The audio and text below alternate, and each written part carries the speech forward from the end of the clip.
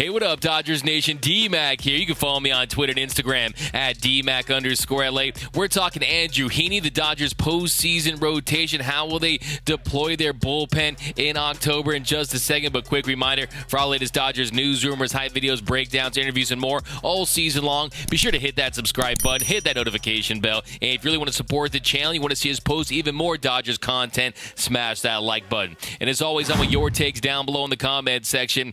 Today's Dodgers Nation question of the day. Do you think that Andrew Heaney should be on the Dodgers postseason roster? Let me know down below. And how will your Dodgers postseason rotation look? Let me know down below in the comment section. And for all latest Dodgers news, head over to DodgersNation.com.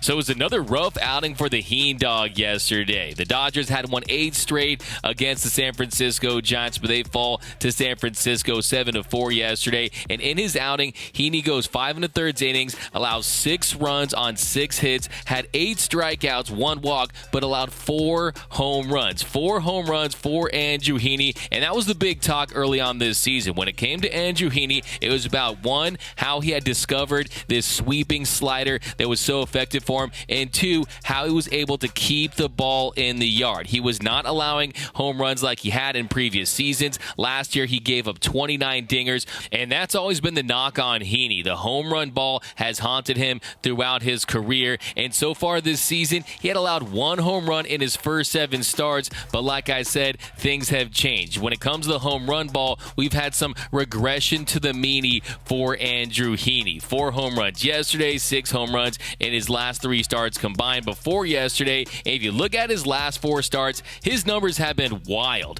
He's allowed 10 home runs and a 43.5 home run to fly ball ratio of 4.29 home runs per 9. But he's also been a strikeout machine. 36 punch-outs, a 39.1 strikeout rate, a 5.57 ERA, a 6.87 FIP, a 1.87 SIERA in 21 innings pitched. And really the issue last night was the lack of command. What I always say, if you want to be the man, you have to have the command. And last night, there were too many fastballs that leaked out over the heart of the plate, and you heard lots of loud contact. He was not missing barrels against the Giants, and they were hitting it out. And yes, it was hotter than the Devil's armpit yesterday at Dodger Stadium, and that was a factor. But this is 4 games in a row for Andrew Heaney where he's allowed multiple home runs, and that really is the big issue here. If this was just a 1-game thing, I would say fine, let's chalk it up to a hot night at Dodger Stadium. Let's not make too much out of this, but he's been trending in the wrong direction when it comes to allowing home runs for the last 4 starts now. So it's definitely a concern, and if he wants to have a role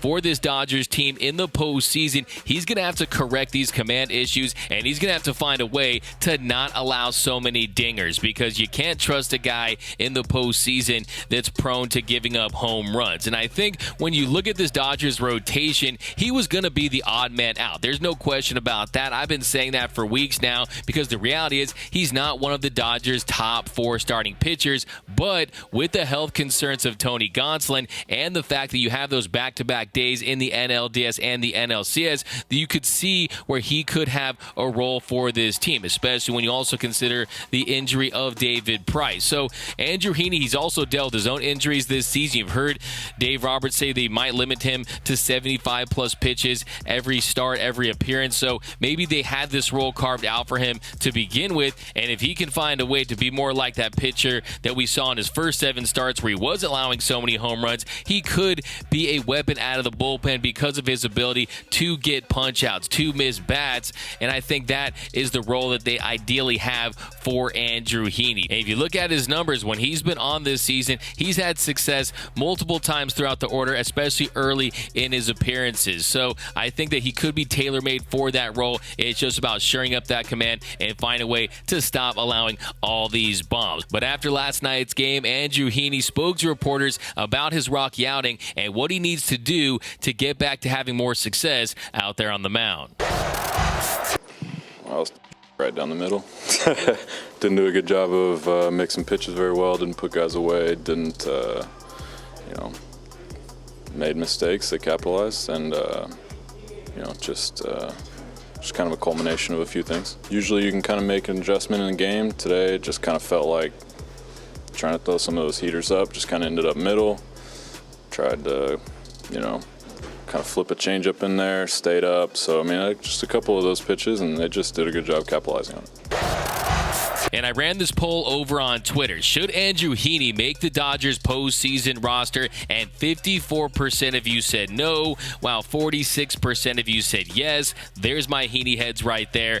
And that was with 1,914 votes. So still have some time on that poll. So if you want to head over to Twitter and give us your takes on Andrew Heaney, head over there. But if you look at his split so far this season, a 616 OPS versus lefties, a 771 OPS versus righties, so you could use him as a matchup guy. And I think he is a contingency plan depending on the health of Tony Gonsolin, and maybe if another starter falls at some point towards the end of the season. Hopefully that doesn't happen. I think the fact the Dodgers do have this nice cushion in the division and in the league for that matter, that they're going to be able to rest guys and get guys healthy for this stretch run. So let's hope Andrew Heaney can get right. But next I'm going to play a clip from an interview I did with ESPN's Alda Gonzalez, where we talked about the Dodgers postseason rotation, some of the questions with this Dodgers bullpen. And I want to know from you guys, how do you think the Dodgers should deploy their bullpen in the postseason? I think you've seen Craig Kimbrell ever since he's changed his entrance songs to Let It Go. He's had more success than Blake Trinan. Did have some command issues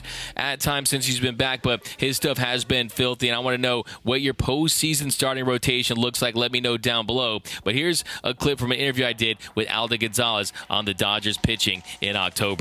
The Dodgers, they have the lowest team ERA in baseball at 2.84. They have allowed the fewest runs in the league at 4.09. But there are some questions with the health of their starting rotation. Tony Gonsolin's injury looked a little worse than they had originally expected. You got some good news today about him starting a throwing program tomorrow. But they, of course, won't have Walker Buehler, Dustin May. He's looked strong in his return. Julio Urías really has been great all year. But should the Dodgers be concerned at all with their starting rotation heading into the postseason?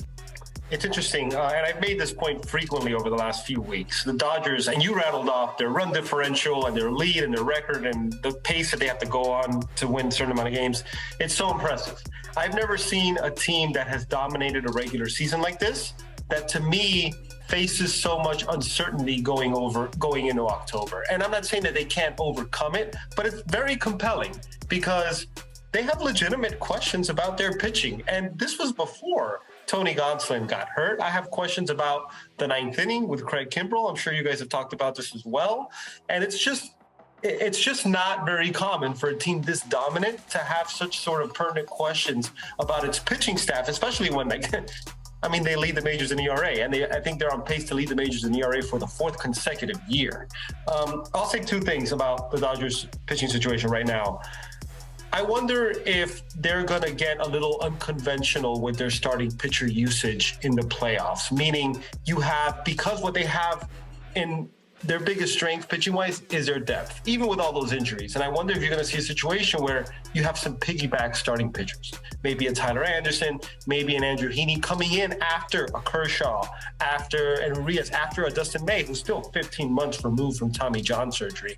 I also wonder, will they be tempted? I don't know that this is their thinking right now, but down the road, are they going to be tempted to use Julio Urías in a bullpen role? Maybe on his bullpen day, he comes out of the bullpen. Maybe he closes out a game. We've seen them do this with Julio Urías. I don't think that's Julio's preference, but I wonder if they do that. Yeah, it'll be very interesting to see how they use Julio Urías this time around, because in 2020, it worked to perfection. He was the ultimate weapon coming out of that Dodgers pen. He closed it out in the NLCS in Game 7, closed it out in the World Series Game 6, but last season they went to it and it didn't have as much success in Game 2 of the NLCS, and I think that he was compromised for the rest of that series. So I call him the Urías around here. I think that he's got to carry this Dodgers starting rotation a lot like he carried the bullpen in 2020. But I want to talk a little bit about this Dodgers bullpen, because we know Craig Kimbrell really has struggled at times. I've labeled him Craig Crumble when he can't get the job done, and yes, he has had some bad luck when you look at the ERA to the FIP to the BABIP,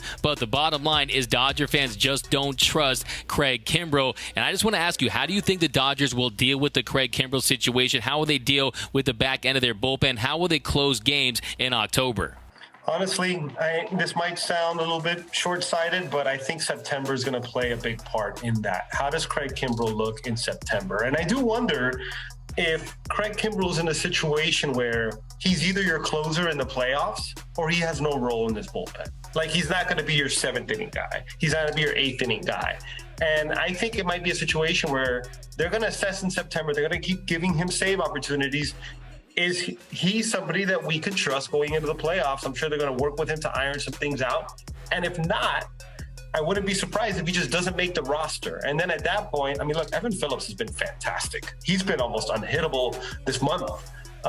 Blake Trinan, if he's Blake Trinan, I think the preference for the Dodgers is that Blake Trinan is not their closer, not because he can't do it, but because he's so valuable to them in that fireman, multi-inning role. I mean, he's one of the best in baseball at it. So if Evan Phillips can slot in the 9th, and then you got Blake Trinan, and then you got Chris Martin or Alex Vesia, or you're going to have Tommy Kahnle back, they hope.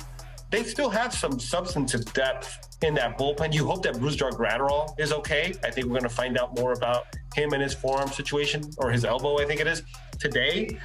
So we'll see about that. But they have depth, and again, Urías, he's the wild card to me. I mean, he deserves to be a starting pitcher. He deserves to be a game 1 starting pitcher for you in the playoffs. But just given the shape of this pitching staff, do you push him back for game 4 so that early in playoff series, you could use him in different roles when you need to? I mean, Julio Urías is almost a victim of being good at it.